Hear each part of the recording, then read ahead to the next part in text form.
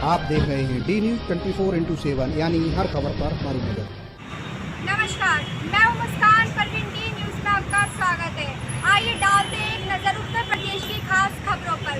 राजनीति को लेकर उत्तर प्रदेश में क्या हलचल है, आइए जानते हैं। नमस्कार, मैं हूं राज नारायण मिश्रा। आज हम बात करेंगे उत्तर प्रदेश की राजनीति पर। हमारी सहयोगी मुस्कान ने बताया कि उत्तर प्रदेश में राजनीति की क्या हलचल है। तो हम आपको बता दें कि आज उत्तर प्रदेश के मुख्यमंत्री योगी आदित्यनाथ प्रधानमंत्री मोदी जी से मिले हैं और जेपी नड्डा जो भारतीय जनता पार्टी के राष्ट्रीय अध्यक्ष हैं उनसे भी मुलाकात की है और इसके बाद उन्होंने महामहिम राष्ट्रपति से भी मुलाकात की है और काफ़ी अहम चर्चा की है। प्रधानमंत्री जी से लगभग 1.5 घंटे बात हुई है और ऐसे कयास लगाए जा रहे हैं तो उत्तर प्रदेश की राजनीति में हो सकता है मंत्रिमंडल का विस्तार हो। ये कयास पहले भी लगाए जा रहे थे उत्तर प्रदेश की राजनीति को लेकर के, क्योंकि उत्तर प्रदेश में सब कुछ ठीक नहीं चल रहा है। क्योंकि उत्तर प्रदेश की विधानसभा में पहले भी वहाँ के विधायक हड़ताल पर बैठ गए थे और धरने पर बैठ गए थे। उन्होंने साफ साफ कहा था कि हमारे विधायक जो हैं उनकी नहीं सुनी जाती है और न मंत्रियों की सुनी जाती है और कोई भी जनता के विकास कार्य नहीं हो पा रहे हैं। इसको लेकर के विधायक और मंत्री कहीं न कहीं असंतुष्ट हैं।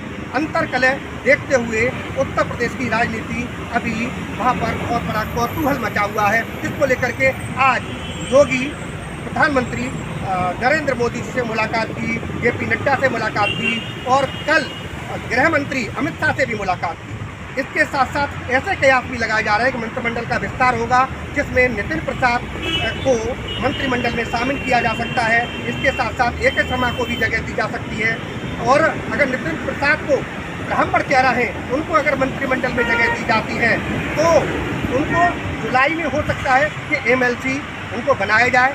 इसके साथ साथ अब जो उत्तर प्रदेश की राजनीति है उसमें खलबली क्यों है ये भी बता दें आपको, क्योंकि उत्तर प्रदेश में सब कुछ ठीक नहीं चल रहा है।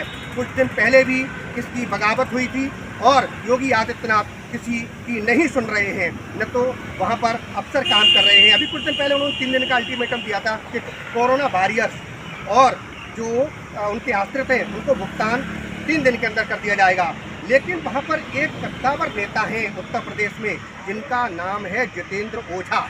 उन्होंने साफ साफ कहा था कि 3 दिन में अगर भुगतान नहीं हुआ तो राजनीति में बहुत बड़ा एक हलचल यानी एक बहुत बड़ी भूमिका योगी जी के विरोध में जा सकती है। उन्होंने साफ साफ कहा था कि योगी जी अगर आपकी सरकार नहीं सुधरी तो इसका अंजाम भुगतना पड़ सकता है। साफ साफ जितेंद्र ओझा जी ने उनको चाहे धमकी समझ ले चाहे सुधरने का मौका उनको दिया जा रहा है, ये साफ साफ बोला। और उन्होंने एक बात जितेंद्र ओझा जी ने, जो कद्दावर नेता हैं भाजपा के, उत्तर प्रदेश में एक अपनी अलग से पहचान रखते हैं, जमीन से जुड़े हुए हैं, पार्टी के एक सिपाही हैं, उनका साफ साफ कहना है कि योगी जी गोरखपुर के सांसद तक तो ठीक थे लेकिन मुख्यमंत्री अच्छे नहीं है। जी देखिए, मैंने बहुत पहले अपने बयान में कहा था चढ़ता सूरज ढलता है, धीरे धीरे ढल जाएगा। ठीक है, तो सूरज की गर्मी के ठंडा होने का भी वक्त आ गया है। ठीक है, देखिए कोई सरकारें अच्छी नहीं है, कोई सरकारें बुरी नहीं है। कुछ लोग 2-4 लोग ऐसे होते हैं जो हर सरकार को खराब कर देते हैं। ठीक, सारी पार्टियों की नीति है जनता का विकास, लेकिन जनता का कितना % विकास हो रहा है बताइए। हमारी खुद की भी सरकार में जितना विकास हम लोगों ने सोचा था नहीं हो पाया। भाजपा के वरिष्ठ नेता जितेंद्र ओझा ने एक पिक्चर के गाने को लेकर नसीहत भी दी उत्तर प्रदेश सरकार को। और क्या नसीहत दी? उन्होंने एक गाना गाया कि शीशे का था दिल मेरा, पत्थर का जमाना था, आखिर दिल टूट ही जाना था। यानी उनके कहने का मतलब साफ साफ था कि अगर जनता के कार्य नहीं करोगे तो जरूर ही जनता आपको सबक सिखा देगी। वो एक कहावत याद आ गई कि शीशे का था दिल मेरा, ठीक है, पत्थर का जमाना था। ठीक है ना, मत देने के बाद, ठीक है, तो इस पे जनता ने कहा अंजाम मिला मुझको मत देने का, ये दर्द दिया जिसने वो यार पुराना था। पब्लिक ने अपने बच्चों से बोला कि वो यार पुराना था। ये अटल जी की खेती थी, इस खेती को इन लोगों ने चौपट कर दिया, 2-3 लोगों ने मिलके। हमारे प्रदेश के मुखिया से शुरू होता है और केंद्र तक जाता है ये, ठीक है। जिन चीजों का आप लोग नहीं, मैं बता रहा हूँ, मेरी बात तो सुनिए, अभी तो कहावतें नहीं पूरा हुआ, ठीक है। फिर जनता ने क्या कहा सुन लीजिए, ठीक है। जब आग लगी दिल के अरमानों में, ठीक है, जब आग लगी दिल के अरमानों की नगरी में, मैं दौड़ा चला आया बेगानों की इस बस्ती में। मेरे अपने ही लोगों ने दर्द दिया, ठीक है। शीशे का जमाना था, ठीक है, और पत्थर न मारो, पब्लिक हाय तौबा मचाई हुई है। मैं रूट स्तर पे देखिए मैं रूट स्तर पे जाता हूँ, ठीक है, तो मैं जान रहा हूँ जो दर्द पब्लिक को है। ऐसा नहीं कि मैं पार्टी में जुड़ा हूँ, आपके हर निर्णय को मैं सर पे बैठा लूंगा, ठीक है। जितेंद्र ओझा जी ने उत्तर प्रदेश की सरकार पर आरोप लगाते हुए कहा कि वहां पर लॉ एंड ऑर्डर यानी कानून व्यवस्था बिल्कुल चरमराई हुई है। लेकिन हाँ, उन्होंने उत्तर प्रदेश सरकार की एक तारीफ भी की। वो तारीफ क्या की कि जो भूमाफिया हैं उनके मकान, उनकी प्रॉपर्टी जो ध्वस्त की गई हैं, वो मुख्यमंत्री आदित्यनाथ ने अच्छा कार्य किया है। उसकी जितेंद्र ओझा जी ने सराहना भी की। एक काम हुआ केवल बदमाशों को ऊपर पहुंचाया, ठीक है। ये तो अच्छा काम योगी सरकार ने किया। बाकी कौन सा विकास काम ऐसा हो गया आप बतावें? 5 साल धीरे धीरे 4 साल पूरा हो गया, समिट की बैठक हुई, कितनी फैक्ट्रियां लगाई गई, रोज आदेश दिया जा रहा है, कितने लोगों को रोजगार दिया गया आप बताइए। देखिए 11,500 लोगों की फाइल मेरी खुद की पड़ी हुई है, आचार मदरसा निदेशकों की, ठीक। बार बार उस पर आश्वासन मिल रहा है, और निर्णय कब होगा? 5 साल बीतने के बाद निर्णय होगा। ऐसा नहीं कि आपके हर कार्यों का मैं समर्थन करता हूँ। अगर लोगों ने डिमांड किया योगी को बदल दिया जाए तो योगी को बदल दिया जाए, जिसका जो कार्य है वही शोभा देता है। ये सांसद अच्छे थे लेकिन मुख्यमंत्री अच्छे नहीं हुए, अब उसकी फीलिंग हो रही है। जितेंद्र ओझा जी ने ये भी कहा, दूध का धुला कोई नहीं है, हम आम में सब नदी है, कोई कम है तो कोई ज्यादा है। नहीं तो आप देखिए ना, हाईवे तो बना, इस सरकार में सड़कों का जाल तो बिछा, काम हुआ, खूब हुआ, लेकिन आंतरिक रूप से सरकार फेल हो गई। गांव के अंदर कोई डेवलपमेंट नहीं हुआ, प्रधानों से आप हिसाब नहीं ले पाए, प्रधान पैसा क्या किए हिसाब नहीं ले पाए। इसका मतलब कहीं ना कहीं गड़बड़ झाला। मैंने कहा हमाम में सब नंगे हैं, कोई देखे कुछ नहीं, कोई 20% नंगा है, ठीक, कोई 19.5 है, कोई 19 है, कोई 18 है, यही 3-4 कैटेगरी है। दूध का धुला कोई है नहीं।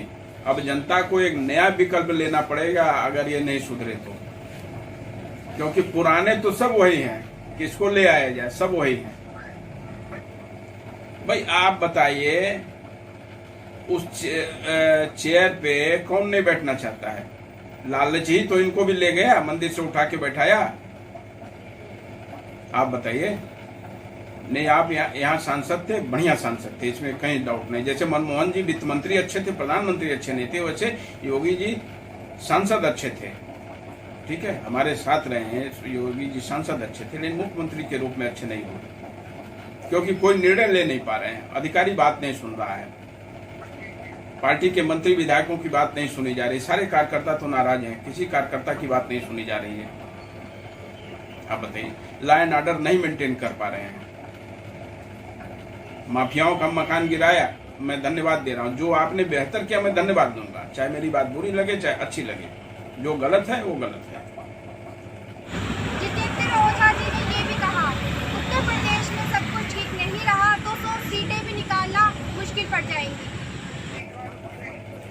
तो यही कार्यकर्ता पार्टी के पतन का कारण बनेंगे इस इलेक्शन में। अगर नहीं सुधरे, डैमेज कंट्रोल नहीं कर पाए तो 100 सीट निकालना मुश्किल हो जाएगा। हम लोग गांव-गांव जा रहे हैं, सुन रहे हैं शिकायतें ना।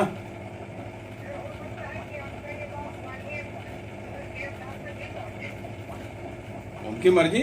हम देखिए, चूंकि भाजपा बेस्ट पार्टी है, ये लोग लीक से भटक गए। क्यों भटक गए मैं नहीं समझ पा रहा हूँ। 5 साल तक मोदी सरकार ने बहुत बेहतर सेवा दिया, बहुत बेहतर सेवा दिया। इस बार का कार्यकाल तो समझ में ही नहीं आ रहा है।